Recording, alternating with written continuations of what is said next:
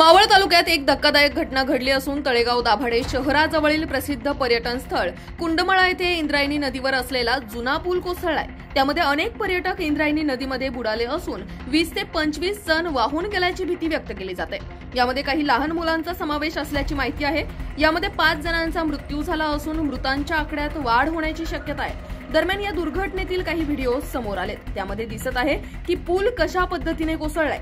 पुण्यातील मावळमध्ये कुंडमळ्यात पावसाळ्यात मोठ्या प्रमाणात पर्यटक गर्दी करतात। त्यातच या ठिकाणचा पूल कोसळला। ही घटना रविवारी 3:30 वाजण्याच्या सुमारास घडल्याचं सांगण्यात येत आहे। घटनास्थळी पिंपरी चिंचवड पोलीस आयुक्तालयातील तळेगाव दाभाडे पोलीस दाखल झालेत। कुंडमळा नदी ओलांडण्यासाठी या बाजूवरून दुसऱ्या बाजूला जाण्यासाठी पूल आहे आणि हाच पूल कोसळलाय। या दुर्घटनेचे काही व्हिडिओ आता समोर येताना दिसतायत। नदीवर पाण्याचा प्रवाह किती आणि कसा होता, तर हा लोखंडी पूल कसा कोसळला ते देखील आता समोर आलंय। तर पोलीस आणि स्थानिक ग्रामस्थ बुडालेल्यांना कसे बाहेर काढत आहेत ते या व्हिडिओमध्ये दिसतंय।